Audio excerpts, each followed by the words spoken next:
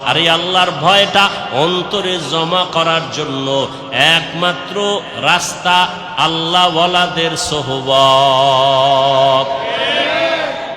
আল্লাহওয়ালা যারা, আল্লাহর ওলি, এদের নেক নজর, এদের দোয়া, এদের পরামর্শ। কারণ কিয়ামত পর্যন্ত আর এক সেকেন্ডের জন্য জমিনে নবীজি আসবেন? কালেমার দাওয়াত দিতে নবী আসবেন? চট্টগ্রামে নবীজি আইসা কালেমার দাওয়াত দিবেন? ঢাকাতে নবীজি আইসা কখনো কালেমার দাওয়াত দিবেন? নবী আর জীবনে দাওয়াত দিতে আসবেন না। সাহাবায়ে কেরাম আসবেননি? আসবেন না। এরপরে আইম্মায়ে কেরামরা আসবেননি? আসবেন না। বড় বড় আউলিয়ায়ে কেরামরা আসবেন? খাজা মঈনুদ্দিন আসবেন দাওয়াত দিতে? আর আসবেন না।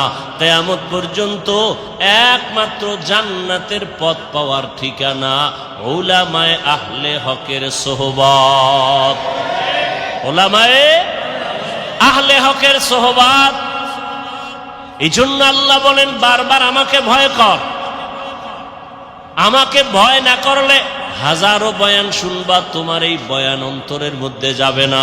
কারণ তোমার অন্তরে আল্লাহর আযাবের কোনো ভয় নাই।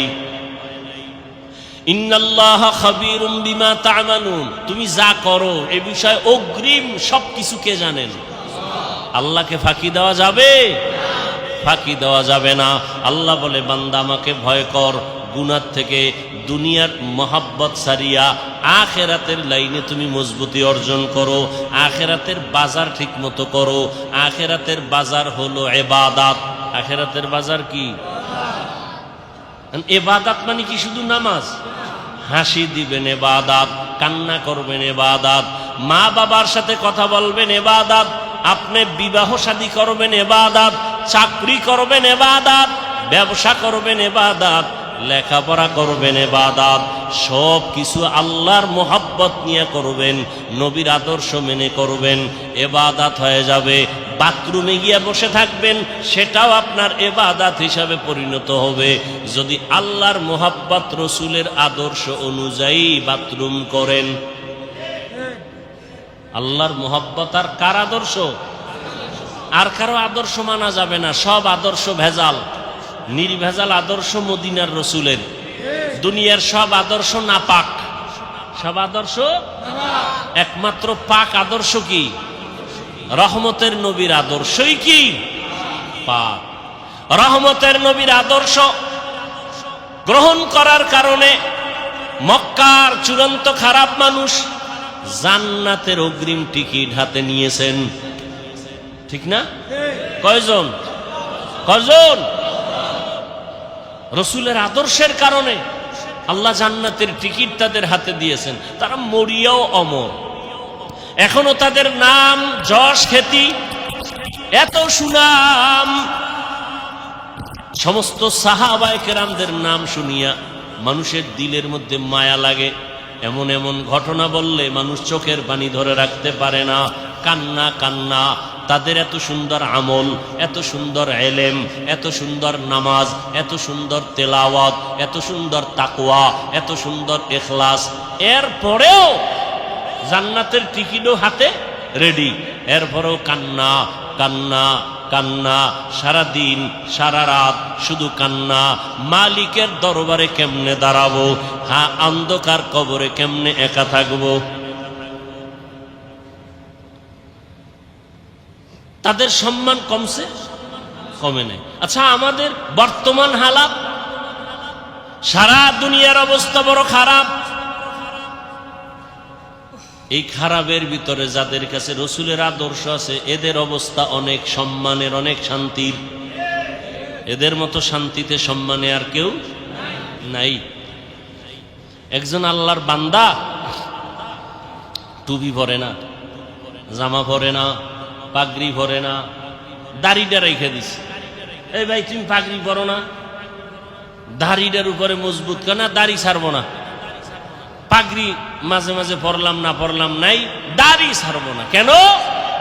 আমি চিন্তা ভাবনা করে দেখলাম, মরার পরে আমার সাথে রসুলের একটা আদর্শ যাবে, সেটা দাড়ি।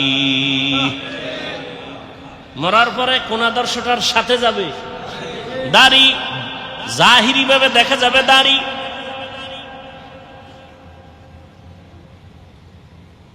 এটাই রসুলের আদর্শের প্রতীক। এই জন্য রহমতের নবী তার আদর্শর বয়ান দিয়া মানুষকে এমন ভাবে দ্বীনের দিকে আকৃষ্ট করে ফেললেন, দুনিয়ায় থাকিয়া আখিরাতের বাজার করো। এই যে বাজারে দোকানদারি ব্যবসা করে, এটা কি নিষেধ? বাজারে যাও, বাজারে যাইয়াও দুনিয়ার বাজারে গিয়াও আখিরাতের বাজার করো। কেমনে? যখন তুমি দুনিয়ার বাজারে যাও জরুরত সারার জন্য, রাস্তার ডানে হাঁটো, নজর নিচের দিকে রাখো।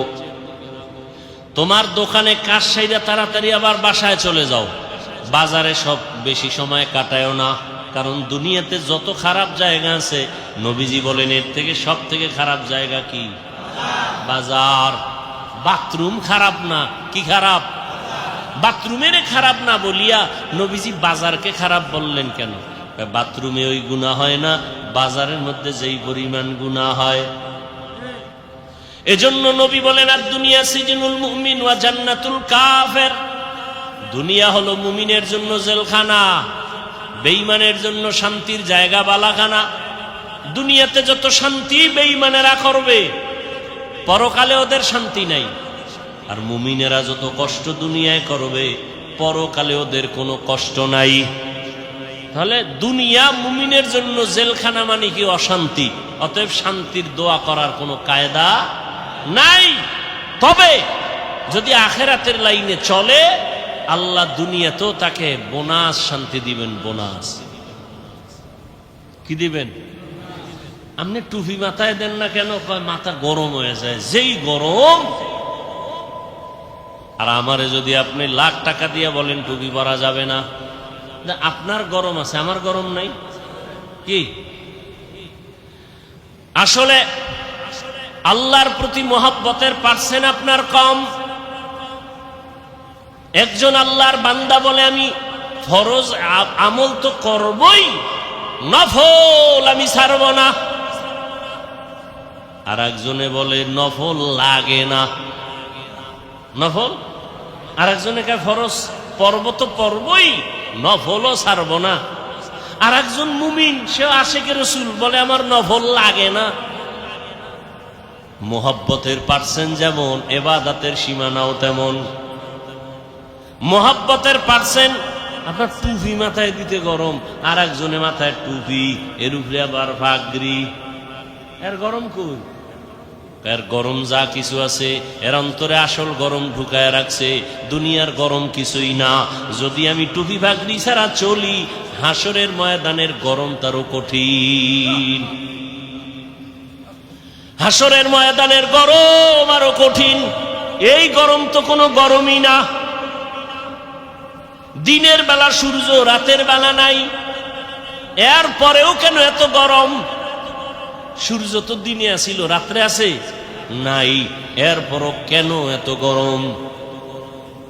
আর এই সূর্যটা বিজ্ঞানীরা বলে 9,30,00,000 মাইল উপরে।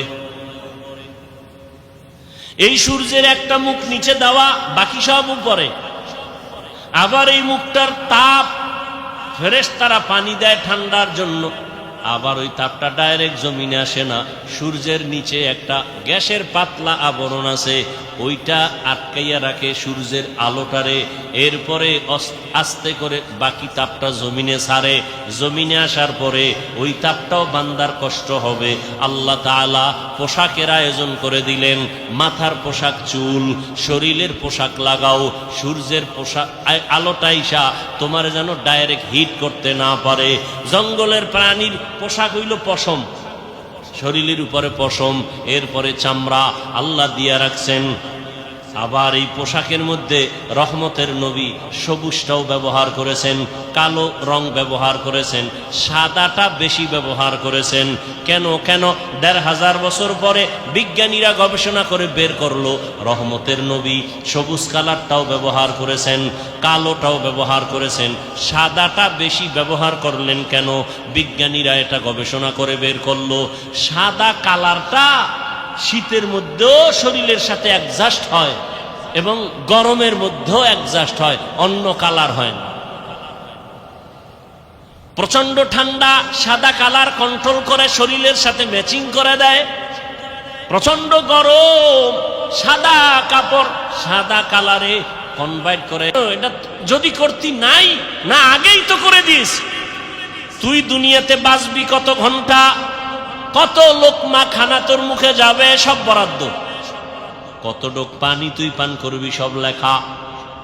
কত ঘন্টা তুমি ঘুমাইবা, তাও সিলেক্ট করে রাখছেন আমার আল্লাহ। সব তোমার রিজার্ভে আছে। তুমি একবেলা খাও নাই, ওটা তোমার জন্য রিজার্ভে নাই, তোমার একবেলা খানা হবে না। সব আল্লাহ রেডি করে দুনিয়ায় পাঠাইছেন। দুনিয়ার তোমার আলোর দরকার, আগে সূর্য বানাইছেন। তোমার চলার জায়গা দরকার, জমিন বানাইছেন। পানির দরকার, সমুদ্রের পানি, ওদিকে বৃষ্টির পানি, সব ব্যবস্থা করে দিয়ে আল্লাহ বলেন তোমার একটাই কাজ আমার ইবাদত। দুনিয়ার সব মানুষ 24 ঘন্টা ইবাদত করে। 24 ঘন্টা কি করে? আল্লাহ সূর্যটারে চাঁদকে ক্যালেন্ডার বানায় দিছেন। 24 ঘন্টা দুনিয়ার মানুষ নামাজে আছে। আমরা এখন পড়ি নামাজ, এর 5 মিনিট, এর আধা ঘন্টা পরে আর এক দেশে নামাজ শুরু, এর 1 ঘন্টা পরে আর এক জায়গায় নামাজ শুরু, আবার 3 ঘন্টা পরে সৌদি আরবে শুরু। হ্যাঁ, এইভাবে টোটাল দুনিয়াটাকে আল্লাহ পাক ক্যালেন্ডারের সাথে, সূর্য চাঁদের সাথে মিলাই দিছেন। অর্থাৎ আল্লাহর ইবাদত এক টাইমে করবে না, দুনিয়াতে 24টা ঘন্টাই বান্দা আমার ইবাদত করবে। 1 সেকেন্ড যেন ইবাদত থেকে খালি না থাকে।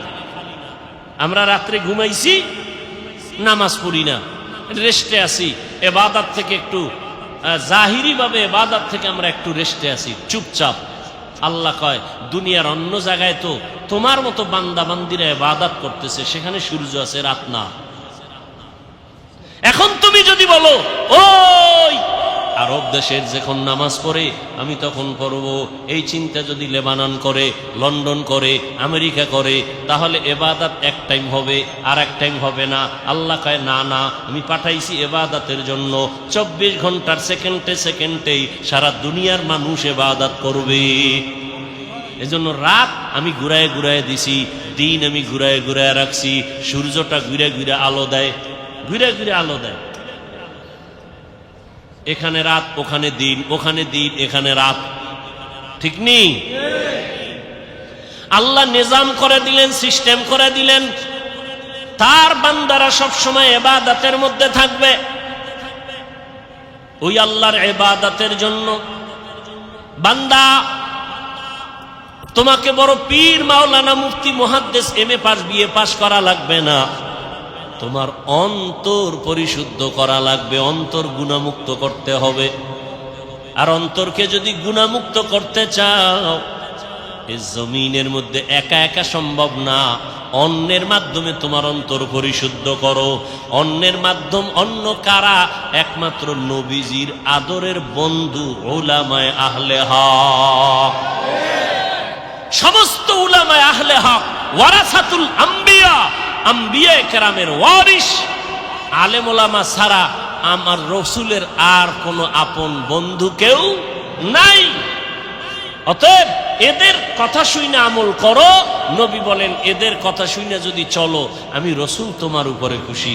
আল্লাহ কয় রসুল যার উপরে খুশি, আমি আল্লাহ তার উপরে খুশি। আর আমি আল্লাহ যার উপরে খুশি, সে বিনা হিসাবে জান্নাতে। আতিনা ফি দারে দুনিয়া না হাসান, আতিনা ফি দারে উকবা না হাসান, ইয়া গিয়াসাল মুস্তাগীসিন ইহদিনা লাফতিখারা বিল উলুমে ওয়াল গিনা। আল্লাহর ইবাদতের জন্য নিজেকে আত্মসমর্পণ করে দাও। আমি যে যত কাজ করব সব আমার আল্লাহর রাজি খুশি অনুযায়ী হতে হবে। ইন্না সালাতি ওয়া নুসুকি ওয়া মাহইয়ায়া ওয়া মামাতি লিল্লাহি রাব্বিল আলামিন। ইব্রাহিম নবী দোয়া করলেন, আমার নামাজ, আমার কোরবানি, আমার বেঁচে থাকা, আমার মরে যাওয়া কার জন্য? আল্লাহর জন্য আমি বেঁচে আছি। আল্লাহর জন্য বেঁচে আছি মানে যতক্ষণ বেঁচে আছি আমি আল্লাহর হুকুম অনুযায়ী চলব। আমার ব্যবসা বাণিজ্য সব কিছু আমার আল্লাহর জন্য। আমার নামাজ, আমার রোজা, আমার তেলাওয়াত, আমার জিকির, আমার সব ব্যবসা বাণিজ্য কার জন্য? আল্লাহর জন্য। যারা ব্যবসা করবে ওই ব্যবসায়ী বান্দা কোনোদিন কাস্টমারের সাথে মিথ্যা কথা বলবে না। আল্লাহর জন্য যারা ব্যবসা করবে কোনোদিন কাস্টমারকে মাপে কম দিবে না। 2 নাম্বার মালের 1 নাম্বার বলবে না। কোনোদিন কোনো আল্লাহর বান্দা বান্দির সাথে ধোঁকাবাজি করবে না। আর এমন ব্যবসায়ীকে রসুল বলেছেন, আমি রসুলের সাথে তুমি জান্নাতে থাকবা। তাহলে আল্লাহ পাক বুঝাইলেন, দুনিয়ার মধ্যে থাকিয়া আখেরাতের বাজার করো। আখেরাতের বাজার যদি করতে চাও, দুনিয়ার রং তামাশায় তোমাকে গ্রাস করে ফেলতে পারে, তবে আমার ভয় অন্তরে জমা রাখো। আমার ভয়টা যদি অন্তরে জমা রাখো, দুনিয়ায় তোমাকে আকৃষ্ট করতে পারবে না। তবে একা একা পারবা না। যাদের মধ্যে আল্লাহর ভয় আছে তাদের সাথে সম্পর্ক লাগায় দাও। আল্লাহর ওলি জমিনে আছে যারা নামাজ ছাড়া 1 সেকেন্ড সময় কাটায় না। নামাজের সময় নামাজ, বাকি টাইম জিকির, তেলাওয়াত। এই মানুষগুলোর চেহারার দিকে যতক্ষণ তাকাইবা তোমার অন্তরে শুধু আল্লাহর কথাই মনে পড়বে, দুনিয়ার কোনো চিন্তা তোমার অন্তরে থাকবে না। এমন আল্লাহওয়ালাদের নজর লাগাও, তোমার অন্তরটা ধোলাই হয়ে যাবে। আল্লাহওয়ালাদের নজর যখন তোমার ভেতরে আসবে, আল্লাহওয়ালাদের দোয়াও চলতে থাকবে। এক পর্যায়ে দেখবা এখন তোমার নামাজ ভালো লাগে না, তখন তোমার আজান হলে আর ব্যবসা ভালো লাগবে না। এখন তো আজান হয়ে গেছে, দোকানওয়ালা ভাই চলেন নামাজে, একটু পরে যাই, কাস্টমার বিদায় দিয়ে নেই। এখন বিদায় দিতে দিতে জামাত শেষ। এরকম হয় না? কিন্তু আল্লাহওয়ালাদের সাথে যাদের গভীর সম্পর্ক, এদের অবস্থা দিন দিন শুধু পরিবর্তন হয়। এক পর্যায়ে দেখা যায় একটা সুন্দর করে সাইনবোর্ড বানায় লেখছে, নামাজের বিরতি, দোকান বন্ধ। এক সময় কাস্টমারের ঝামেলায় জামাতে যায় না, আর এখন আলাদা সাইনবোর্ড বানাইছে, নামাজের বিরতি, দোকান বন্ধ। এটা আল্লাহওয়ালাদের সোহবতের মাধ্যমে সম্ভব, একা একা সম্ভব না। এজন্য আল্লাহওয়ালাদের সোহবত। আল্লাহওয়ালা কারা? বাংলাদেশে তো আল্লাহওয়ালাদের অভাব নাই, তবে সহজ কথা, যার কথা শুনলে, যার কাছে বসলে গুনাহ সারা সহজ হয়, নেক আমল করা সহজ হয়, এমন আল্লাহওয়ালা আসল আল্লাহ। যেই আল্লাহওয়ালাদের নেক নজর লাগলে অন্তরের মধ্যে আমলের আগ্রহ বাড়ে, গুনার আকর্ষণ কমে যায়। আল্লাহওয়ালার সামনে গিয়া বয়ান শুনিয়া চোখের পানি ছেড়ে কাঁদেন, অন্তরে ভয়। যেই ভয়টা এতক্ষণ আসে নাই, আল্লাহওয়ালা খাঁটি আল্লাহওয়ালাদের বয়ান শুনতে গিয়া চোখের পানি যখন পড়া শুরু হয়ে গেল, দিলটা নরম হয়ে গেছে। আল্লাহওয়ালার বয়ান শুনিয়া কেমন যেন এখন আর ব্যবসা ভালো লাগে না, চাকরি ভালো লাগে না, এখন আর দুনিয়াদারি ভালো লাগে না। বান্দার চোখের থেকে পানি বের হয়ে গেল। আল্লাহর কাছে বারবার তওবা করে ক্ষমা চায়, জীবনে কত নামাজ ছাড়লাম, কত বেপরদায় চললাম, কত মিথ্যা কথা বললাম, গালি দিলাম, গীবত শেকায়াত করলাম। আল্লাহর কাছে তওবা করে, আল্লাহ তুমি আমাকে দয়া করে মাফ করে দাও। ভাইরা আমার, মানুষের জীবনের একটা পর্যায়ে আসিয়া নিজে নিজে একটা পেরেশানির মধ্যে পড়ে, আরে একদিন তো মরে যাব, এই একটা চিন্তা চলে আসে একটা সময়, আমি তো মরব, তো কি উপায় হবে আমার, করলাম কি জীবনে। এক আল্লাহর বান্দা জীবন ভর শুধু গুনাহ গুনাহ গুনাহ গুনাহ। এলাকার সবাই জানে বড় অপরাধী, এমন কোন গুনাহ নাই যে গুনাহ তার দ্বারা হয় না। রাতের বেলা একদিন বিছানায় শুয়ে শুইয়া চিন্তায় পড়ে গেল, আরে আমি গুনাহ করতে করতে জীবন আমার শেষের দিকে চলল, আমার ডানে বামে সব চলিয়া গেল।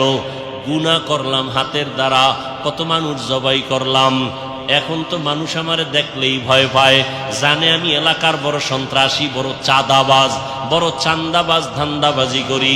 মানুষ আমার সামনে আসে না, আলেম ওলামারাও আমাকে ভালো জানে না। মন্তরের মধ্যে একটা আঘাত লাগছে, হঠাৎ করে কানের মধ্যে আওয়াজ, মসজিদের মিনারায় ফজরের আজান, আসসালাতু খায়রুম মিনান নাওম। অন্তরের মধ্যে গিয়া হিট করলো, একটু চিন্তায় পড়ছে আমার উপায় কি হবে। এর মধ্যে আজানের আওয়াজ অন্তরের মধ্যে হিট করলো। এবার কত একটু ঘুইরা ঘুইরা মসজিদের দিকে যাই, গিয়া দেখে কেউ নাই, মসজিদ দরজা একটা খোলা। মুয়াজ্জিন সাহেব আজান দিয়া বের হচ্ছে, ওদিকে ইমাম সাহেব রুমের পাশে ওযু বানায়। সন্ত্রাসীর দেইখা ইমাম সাহেব বড় ভয় পেয়ে গেল। ওই লোকটা বলে, ভয় পাইও না হুজুর, আমি এখন উল্টা মন নিয়ে আসি নাই, আমার অন্তরটা বড় দুর্বল, আমার একদিন মরণ হবে, মালিকের কাছে আমি কেমনে কি নিয়ে দাঁড়াবো, কি জবাব দিব। ইমাম সাহেব বড় খুশি হইয়া বলেন, আসেন অজু বানান। কয় জীবনে তো অজু করি নাই। ইমাম সাহেব বৈশা তারে সুন্দর করে অজু শিখায় অজু বানায় দিল, নামাজ পড়াইয়া। এরপরে বলে, আপনি প্রতিদিন নামাজ পড়বেন, একজন আল্লাহওয়ালার পরামর্শ নিবেন। বলে, হুজুর আমি আপনার পরামর্শ নিব। আর গভীর রাত যখন হয়, আমার মাওলা তখন দরজা তওবার খুইলা বান্দাকে ডাকে। অতিও গভীর হয় রজনী যখন, নীরবে প্রভুর নাম জপিও তখন। প্রভুর করুণা যদি আইবারে চাও, গভীর রাতে উঠে প্রভুর গুণগান গাও। গভীর রাতে আমার আল্লাহ প্রত্যেক রাতের শেষ ভাগে প্রথম আসমানে আসিয়া হাজির। আল্লাহ জোহরে আইসা ডাকে না, আসরে আইসা ডাকে না, ফজরে আইসা ডাকে না, মাগরিবে ডাকে না, এশার সময় ডাকে না। আল্লাহ রাতের শেষ ভাগে প্রথম আসমানে আইসা ডাকে, ও আমার গুনাহগার গোলামেরা কই, শয়তানের ধোকায় পড়ে গুনাহ করেছো, আমি আল্লাহ ক্ষমার দরজা খুইলা ডাকতেছি। আলা মিন মুস্তাগফিরিন ফাগফির আলাহ, আলা মিন মুস্তারজিকিন ফারজুকা। ও গুনাহগারেরা, গভীর রাত, এখন সব অন্ধকার, অন্ধকারে কেউ কাউকে দেখে না, উঠো ও বান্দা। এখন গাছের পাখিরা পর্যন্ত ঘুমায়, ঘরের মানুষেরাও ঘুমায়, নদীর মাছগুলো ঘুমায়, দোকানগুলো বন্ধ, কোলাহল নাই, নীরবে তুমি একা একা একটু উঠো, ওইটা সুন্দর করে আস্তে করে অজু বানাও। ও দোকানওয়ালারা, ও ব্যবসায়ী বাবারা, ওরে দোকানদারি কইরা রাত্র 2টা 2:30টায় বাসায় যাও, যাইয়া তুমি ফ্রেশ হইয়া ঘুমায় যাও। তুমি যদি একটু চিন্তা করতা, এই টাইমে তো আমার মালিক আসমানে হাজির হয়ে গেছে, আমাকে ডাকতেছে। কত মানুষ ঘুমাইয়া যায়, উঠতে পারে না, আর তুমি ঠিক টাইমেই যায় বাসায় ঢুকছো। তুমি কি পারলা না ওযু বানাইয়া 2 রাকাত নামাজ পড়া সিজদায় গিয়া যদি কান্না করে বলতা, ও দয়ার মালিক, হারানো গোলাম তোমার দরওয়াজায় হাজির, মেহেরবানি করে তুমি মাফ করে দাও। ইমাম সাহেব পরামর্শ দিয়ে দিল, বাবা ভোর রাত্রে আমার মাওলা বড় দয়ার নজর দিয়া তাকায়, আপনি গোপনে একা একা ওযু বানায় ঘরের কোণে একটু নামাজ পড়বেন, আর আমার মাওলার কাছে কান্না করবেন। চোখের পানি দেখলে মা বাবার মায়া সন্তানের দিকে বেড়ে যায়, ছাত্রের চোখে পানি দেখলে শিক্ষকের মায়া বেড়ে যায়, আসামির চোখে পানি দেখলে বিচারকের মায়া বেড়ে যায়। ওরে ওদের থেকে আমার আল্লাহর মায়া কি কম? আল্লাহ বলে, গোলাম তোর মা বাবার থেকে আমি মাওলার মায়া যে কত গুণ বেশি। সন্তানের কান্না দেখলে যদি মা বাবার অন্তরে মায়া হয়, ওরে ওই মা বাবায় তো তোরে বানায় না, এত সুন্দর চেহারাটা দিয়া বানাইছি আমি, তোর জবান দিয়া কথা বলার শক্তি দিয়েছি আমি, আরে তোরে খানার ব্যবস্থা করেছি আমি, ঘুমের ব্যবস্থা করেছি আমি। ওরে বান্দা, তুই আমার দেওয়া জবান দিয়া যদি একবার আল্লাহ বলিয়া মোহাব্বতে ডাক দাও, ওরে আমি মাওলার কুদরতি অন্তরে মায়ার জোর আমি আল্লাহ পাক রহমতের দরজা দিয়া তোরে ডাক দিয়া নিয়া বলবো আয় আয় আয়। ওরে চোখের পানিটা যখন তুই ছেড়ে দিবি আমি আল্লাহর মায়া কেন হবে না? 99 গুণ মায়া নিয়ে আমি তোর দিকে তাকাইয়া থাকি। কখন তুই জিব্বা দিবি আল্লাহকে মায়া করে একবার আল্লাহ বলে ডাক দিবি। ইমাম সাহেবের পরামর্শ নিয়া ওই জাহান্নামী গুনাহগার বান্দা রাতের গভীর, আজ রাতে আর ঘুমায় না, রাতের শেষ ভাগে আজকে মালিকের ডাকবে। ইমাম সাহেবের পরামর্শ নিয়া ওই আল্লাহর বান্দা রাতের বেলা যখন শেষ ভাগ চলিয়ে আসলো, অন্ধকারে রুমের পার্শ্বে একটা জায়গায় বসিয়া উজু বানাইয়া জায়নামাজ বিছাইয়া সেজদায় পড়ে কান্না শুরু করলো। ও আল্লাহ, আমারে মাফ করে দাও, আমাকে মাফ করে দাও। ইয়া রব্বি গফিরলি, ইয়া রব্বি গফিরলি, ইয়া রব্বি গফিরলি। এমন কান্না, এমন কান্না, ঘরের বাচ্চারা পর্যন্ত এক পর্যায়ে আওয়াজ বাড়তে বাড়তে সজাগ হয়ে গেছে। স্ত্রী ডাক দিয়ে কয়, ও স্বামী আমার, তুমি জীবনভর এত অন্যায় করছো, এখন কান্না করতেছো কেন? বলে আল্লাহর কাছে ক্ষমা চাই। হঠাৎ করে গাইবি একটা আওয়াজ, এরে বান্দা তুই যতই কাঁদো তোর ক্ষমা নাই, ক্ষমা নাই, ক্ষমা নাই। ওরে তুই কান্না করে কি লাভ? এত বড় বড় অন্যায় তুই করছো। আওয়াজটা স্ত্রী পর্যন্ত কানে শুনছে। এবার আল্লাহর বান্দা কান্না বন্ধ করে না, আরো জোরে জোরে ফোফায় ফোফায় কান্না করে, আরো জোর লাগায় কাঁদে আর বলে, ও দয়ার মালিক, গুনার কারণে ফিরাইয়া দিও না। ওরে আমার মতো গুনাহগার কেউ নাই, শয়তানের ধোকায় পড়ে গুনাহ করলাম, গুনার কারণে আমার হাত না পাক, আমার চোখ না পাক, আমার জিহ্বা না পাক, আমার অন্তর না পাক। আমার মতো জাহান্নামী কেউ নাই। মানুষ আমারে ভালো বলে, আসলে আমি তো বড় খারাপ মানুষ। আমার জবানটা গুনার কারণে না পাক, আমার চোখ দুইটা গুনার কারণে না পাক। স্ত্রী ডাক দিয়া বলে, তুমি গাইবি আওয়াজ শুনো নাই, তোমার ক্ষমা নাই, তুমি আবার কান্না করো কেন? আল্লাহর বান্দা বলে, বিবি বলো, এই কান্নার দরজা বাদ দিয়ে অন্য কোনো দরওয়াজা আছে নাকি? বলো, সেখানে গিয়া কান্না করব। স্ত্রী বলে, আর কোনো দরওয়াজা নাই। বলে, তাহলে যেহেতু একটাই দরওয়াজা, গফফার নামের দরওয়াজা, রহমান নামের দরওয়াজা, এই দরওয়াজা ছাড়া যেহেতু আর কোনো দরওয়াজা নাই, আমাকে ক্ষমা না করলে আমি কান্না বন্ধ করব না, আমি কান্না করেই যাব। একটা সন্তান কান্না করলে মা বাবায় যদি মায়া করে, একটা ছাত্র কান্না করলে যদি শিক্ষকের মায়া বাড়ে, আমার রহমানের দরজা আমি ছাড়ব না, কান্না করতেই থাকব।